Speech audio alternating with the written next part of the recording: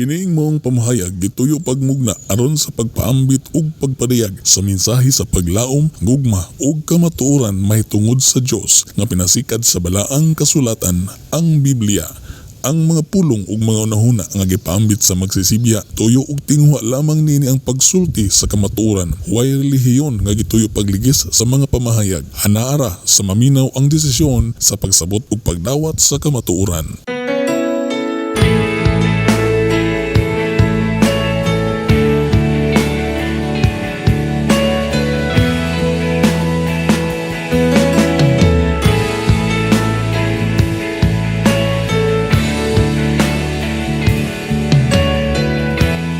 Higala, kumusta? Maayong adlaw, ang kalinaw ug gugma sa Dios maanaa kanimo. Maayong pagpaminaw diha kanimo karon. Naglingkod ka ba? Nagtindog o naakay gitrabaho? Nahala, giimbitarte ka igsoon og gigala nga makapatalinghog sa bisan sa mubo lang nga panahon nining mga orasa. Ablihi lang ang imong kasing-kasing o gunahuna sa mga mensahe. Kini ang inyong higala, Pastor John Tudlas. Ang mensahe nga akong ipaambit o ipaabot kanimo karon mao ang fellowship. Kini fellowship is panagtigom kauban sa katawan sa Dios. Nganong magkatigom man o nganong kinahanglan man tang magtigom o makig-uban kauban sa mga katawhan sa Dios. Sa Buwas 2:42 mabasa kini o gigamit nila ang ilang panahon sa pagpamati sa mga gitudlo sa mga apostoles sa inigsuon nga pagpakig-uban kanila og sa pagpakig-ambitay sa pagpangaon og sa mga pag-ampo.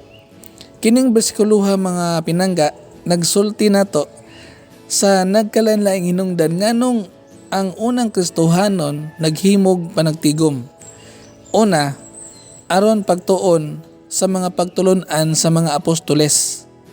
Sulod sa 3 ug 2 ka tuig, si Jesus nagtudlo sa mga apostoles og pagbansay kanila.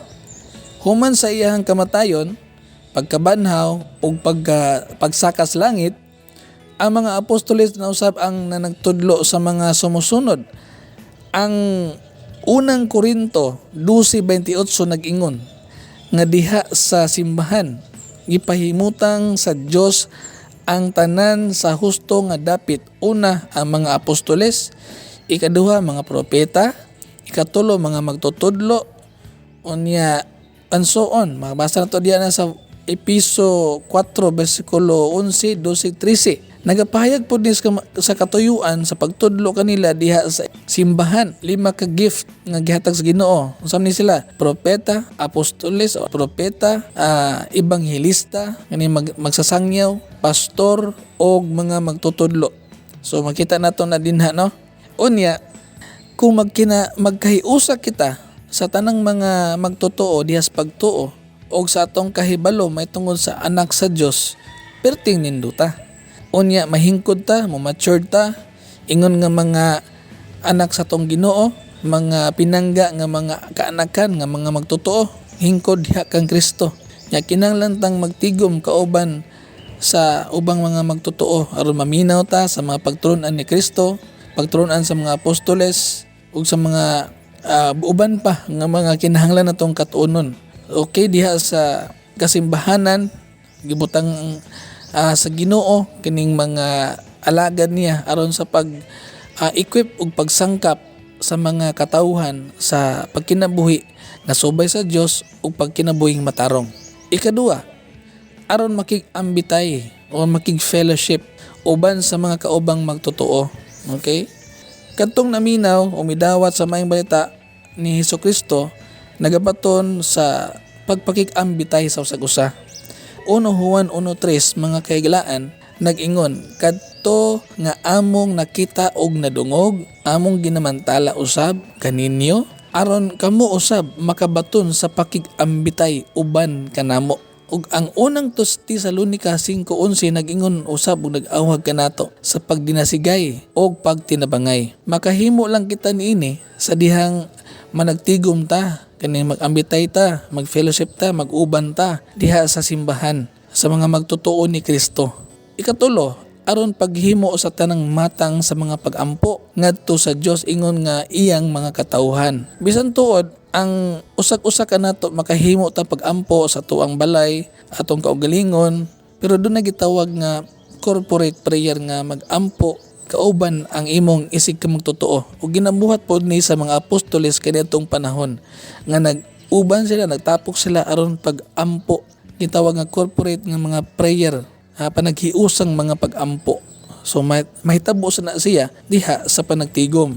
Ang Ginoo but usab nga kita magtigom magampo ingon sa iyang mga katawhan. Ang Salmo 22 versikulo 3 nag-ingon, ikaw nga nagapuyo taliwala sa mga pagdaig sa Israel. So ang Ginoo nagpuyo sa mga pagdaig, mga pagampo diha sa mga katawhan niya ng mga pinili. Ang presensya sa Dios moabot sa iyang katawhan sa dihang sila mo abot sa panagtigom, no? Ang Santiago 5:16 nag-awhag nato nga pagampo alang sa usag-usa. So dihang magtigom ta, mag-abot ta, magkita ta diya sa simbahan, masayod ta unsay atong mga panginahanglan, unsay kinahanglang iampo. So diha nga part makadasig ta sa usag-usa, nya magtinabangay ta, magpas-an sa atong mga alantoson. So nindot kaayo. Ika-upat nga rason nganong kinahanglan ta nga mag-uban sa katawan sa Dios aron paghandom sa kamatayon sa Ginoo pinaagi sa balaang panihapon. Okay, katong Last Supper o Communion. So Last Supper naman to, di naman to mahitabo kay katapusan naman to. So ang atong buhaton paghandom na lang sa gibuhat sa atong Ginoo, gitawag na siya communion. Okay? Sa unang Korinto 11:24 ngadtos 25 mabasa kini, unya nagpasalamat siya sa Dios o gipikas-pikas niya ang panog miingon, mao kini akong lawas nga gitugyan alang kaninyo. Buhata kini aron sa paghandom kanako.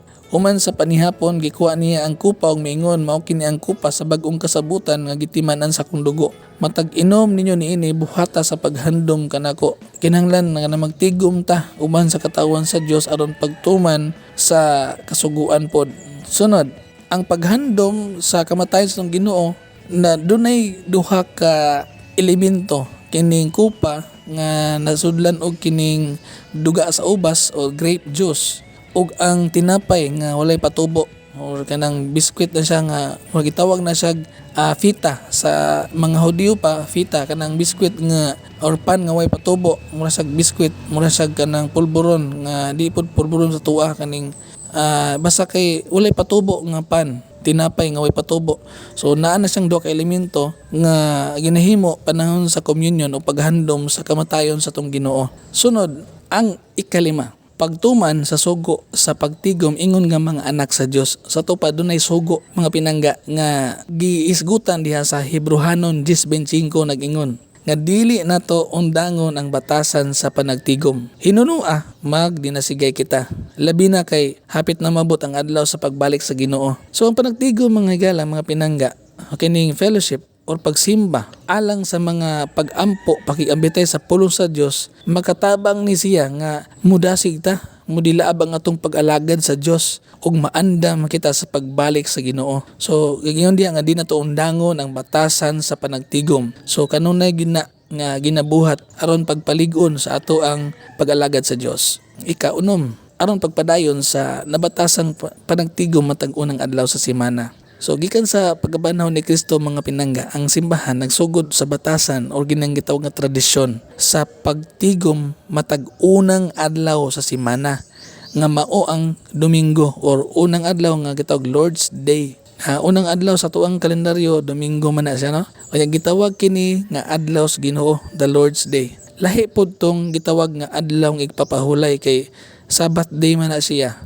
Nya ikapitong adlaw na, ang kanang Sabbath day is ikapitong adlaw. So ang ikapitong adlaw is Sabado, nya ang unang adlaw is Domingo. So ang adlaw sa pagpahulay sa panagtigom sa mga Hudyo mo na siyang Sabbath day, pero ang adlaw sa pagtigom panahon sa pagsimba mao kining unang adlaw. Kay mo po ni ang unang adlaw, ang kining unang adlaw mo po ni ang adlaw nga ang Ginoo nabanhaw, unya ang Ginoo misaka balik ngadto sa langit. Ang unang panagtigom nga tradisyon mao ang adlaw nga diin ang unang nagpakita si Jesus sa iyang kaugalingon ngadto sa mga tinun-an human sa iyang pagkabanhaw. Aniya ang mga record sa Biblia, makabasa na to sa Mateo 21:8, tapos sa adlaw nga igpapahulay. So unsa may sunod sa adlaw nga igpapahulay, di ba Domingo? Unsa may sunod sa Sabado? So Domingo.